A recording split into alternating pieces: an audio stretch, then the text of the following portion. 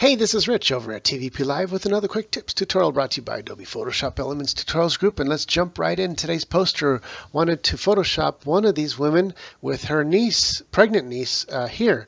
So the problem is I picked the wrong woman by mistake. This is going to be an offshoot tutorial because I'm not going to show you exactly how to do it. I'm going to show you the process, tell you the process of each layer. Anyway, we took first the drapes and we smudged them to get as much of this gentleman out, and that's going to be here. As soon as I turn off this layer, you'll see what happened there. Okay, so the next thing we wanted to do was take out his hand. So I cut a piece of the drape out and brought it over here and smoothed it out, and I'm going to turn that layer on, and there you go. The hand is now gone. Next, we wanted to put the drapes back in place of where this gentleman is standing so we can bring the other person in on top of that. That's going to be layer 3. And here we go. Boom. The drapes covers up the gentleman. Number 4, next is going to be the lady in blue. We're going to bring her in, and here we go. We dropped her right in. We had to add the dress where the dress was missing here. So we just cut out a piece and flipped it upside down and smudged it and made it fit and look good.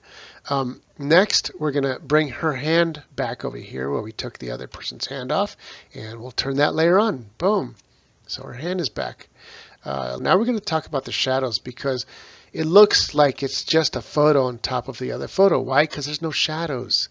Like this has shadows, natural shadows on the edges and behind her. So let's first do a little shadow that engulfs just behind her, and that's going to be layer 6 here. And here we go. I'm toggling it on and off. Really subtle little shadow. How about a bigger shadow that extends beyond that so it really looks like somebody's standing there? Here's the bigger shadow. It's darker down below. Next is going to be a shadow in between them, because if they were really standing this close, they would be covering up the light hitting them. So we're going to put that shadow in, and here it is. Finally, we're going to go for layer 9, which is going to be the picture frame. Boom! And that covers up everything else that we don't need.